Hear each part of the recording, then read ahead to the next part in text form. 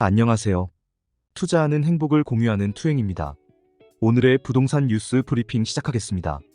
PF 부실의 주택시장 위축, 세수 축소 비상. 지난해 말 태영건설의 재무구조 개선 작업 신청으로 부동산 프로젝트 파이낸싱에 대한 우려가 부동산 거래를 위축시키고 있으며, 이는 국세와 지방세 세입 감소의 주요 원인으로 분석됩니다. 한국지방세연구원에 따르면 부동산 PF 대출은 증가하고 연체율도 급등하고 있으며, 부동산 개발 사업의 중단이나 미분양 발생이 부동산 PF 리스크의 주된 원인으로 지목됩니다. 이러한 상황으로 인해 주택 거래 시장이 예상보다 더 위축될 것으로 보이며, 지방세입도 감소세에 진입할 가능성이 높습니다. 특히 올해는 미국 연방준비제도의 기준금리 인하 기대 속에서도 부동산 PF 위기와 고물가로 인해 거래와 투자 유입이 어려울 전망입니다. 대형 건설업체도 움찔, 지방 아파트 분양 실적 부진, 지속된 부동산 시장 경기 불황으로 대형 건설업체들도 분양 성적에 불안해하고 있으며, 지방 아파트 청약 성적이 기대보다 낮거나 미달되는 사례가 증가하고 있습니다. 특히 대구는 심각한 미분양 문제를 겪고 있으며, 대구 수성구 힐스테이트 황금역 리저브와 대전 힐스테이트 가장 더 퍼스트, 문화자 SK뷰 등에서도 청약 미달이 발생했습니다.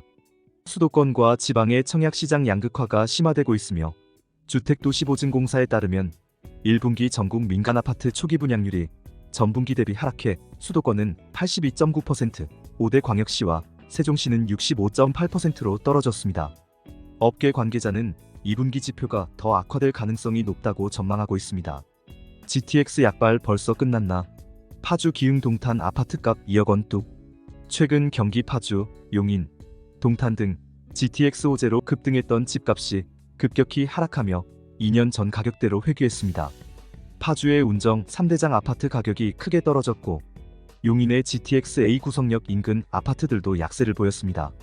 이는 GTX-A가 삼성역이 아닌 수서역까지만 개통된 영향으로 실망 매물이 늘어나면서 가격이 급락한 것으로 분석됩니다. 전문가들은 GTX 개통이 이미 시장에 반영되어 추가적인 가격 상승 여력이 제한적이며, 완전 개통과 대규모 개발 계획이 실현되어야 집값이 오를 수 있을 것으로 전망했습니다. 당첨되면 사억 번다. 세종 줍줍의 43만 명 구름대. 세종시 어진동 세종린 스트라우스의 무순위 청약에 43만여 명이 몰렸습니다. 이는 분양가 3억 8,520만 원에 공급된 아파트가 최근 8억 원에 거래된 것에 따른 큰 시세 차익 때문입니다. 청약 통장이 없어도 지원할 수 있고, 세종시가 비규제 지역이라 재당첨, 제한 등 각종 규제가 없는 점도 많은 청약자를 끌어모았습니다. 이번 청약 결과는 오는 24일 발표되며, 계약은 29일에 진행될 예정입니다. 김포 5호선 연장 표류하나? 대도시권 광역교통위원회가 서울 지하철 5호선의 검단 김포 연장 노선을 이달 중 제4차 광역교통 시행계획에 반영하지 못할 수 있다는 관측이 나오고 있습니다. 이는 인천시와 김포시가 각자의 노선을 주장하며 평행선을 달리고 있는 상황에서 일부 경로가 겹치는 GTX-D 노선의 영향으로 승객 수요와 경제성이 낮아질 우려도 있기 때문입니다. 만약 이번 계획 반영에 실패하면 다음 달 예타조사 면제 신청도 하지 못해 사업 추진이 장기화될 수 있습니다. 월세, 전세 뛰어넘었다.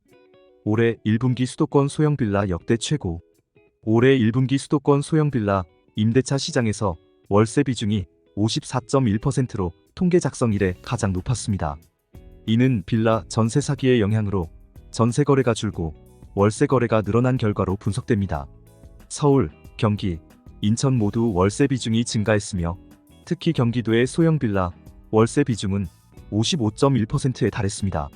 전세 사기로 인한 불안감이 지속되면서 전세보다 월세를 선호하는 경향이 뚜렷해지고 있으며, 서울 25개 자치구 중 중구의 소형 빌라 월세 비중이 67.5%로 가장 높았습니다.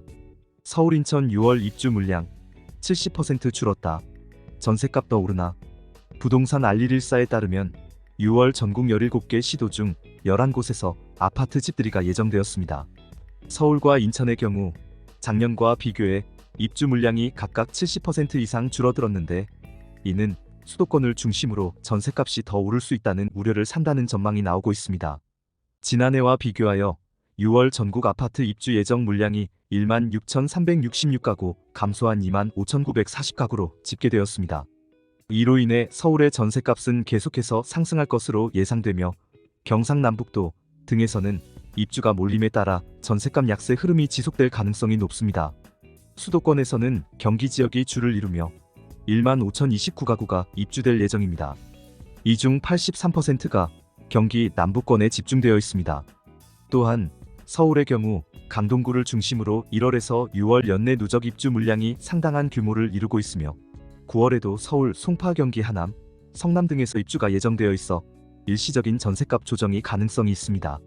반면 지방에서는 19,911가구가 입주 예정이며 대구, 부산, 충북, 전남, 경남 등에서 아파트 입주가 진행될 예정입니다.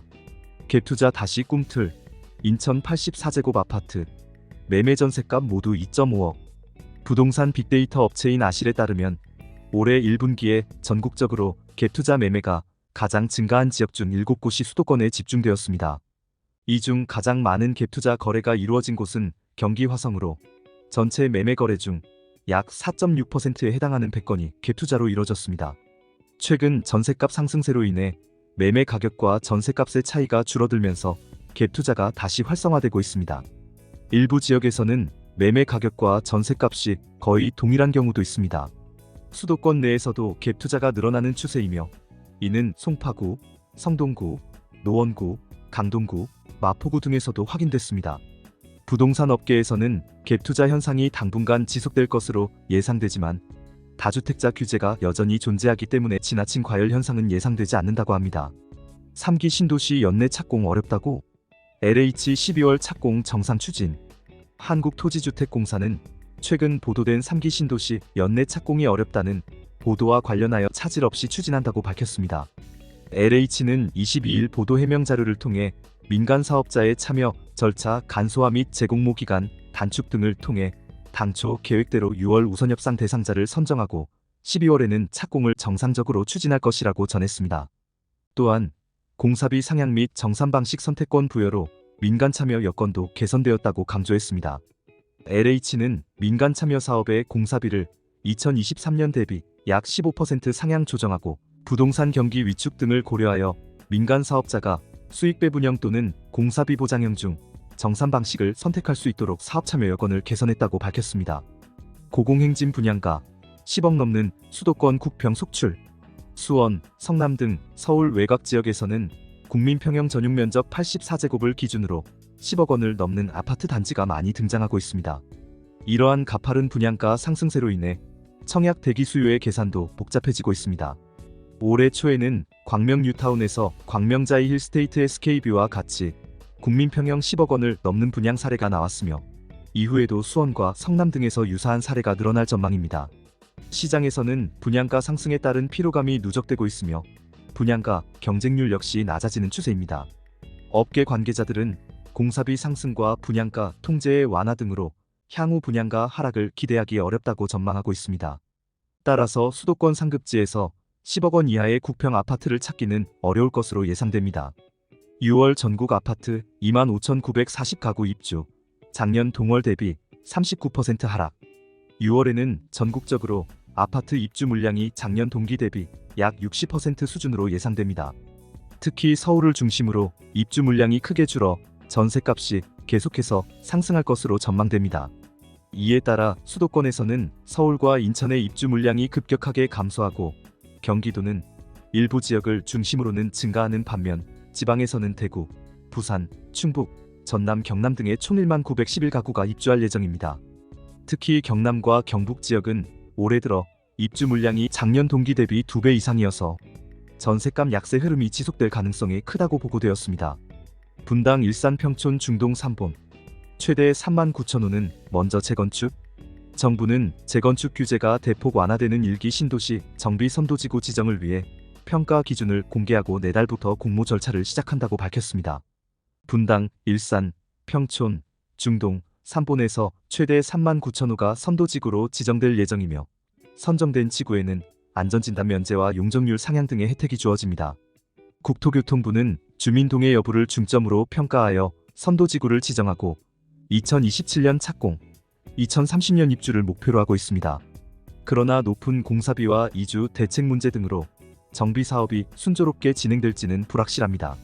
아파트 내부 공사 끝내야 사전 점검, 소급 적용에 업계 냉가슴. 건설업계는 7월부터 시행되는 신축 아파트 입주 예정자 사전점검 전 공사 완료 의무화 제도에 대해 큰 우려를 표하고 있습니다. 이 제도는 소급 적용되어 현재 공사 중인 아파트에도 적용되며 사전점검 전에 내부 마감 공사를 완료하고 감리자의 확인을 받아야 합니다. 이에 따라 공사 일정이 촉박해지고 공사비가 증가할 가능성이 크며 입주 예정일이 지연될 수 있습니다. 한국주택협회는 착공 단지부터 적용하는 것이 필요하다고 주장하고 있으며 국토부는 업계 요구사항을 검토하겠다고 밝혔습니다. 7월부터는 전국의 171개 단지 중 23곳에 대해 특별점검도 실시할 계획입니다. 전세 더 오를까? 내달 입주 물량 40% 줄어. 다음 달 전국에서 약 2만 6천 가구의 아파트가 입주를 앞두고 있으며 이는 지난해 같은 기간의 60% 수준입니다.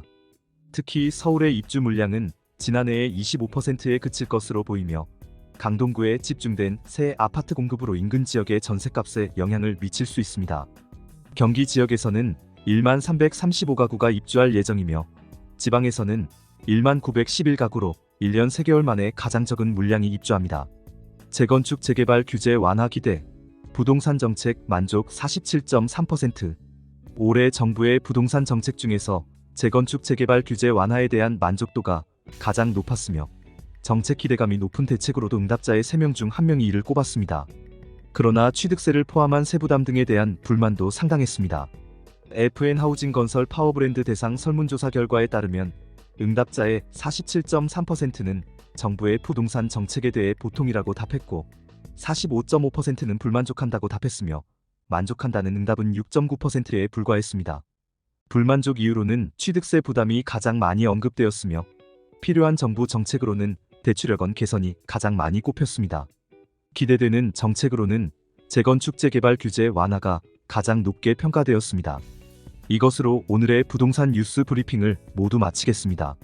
여러분께서 해주시는 구독과 좋아요는 영상 제작에 정말 큰 힘이 됩니다. 시청해주셔서 감사드립니다.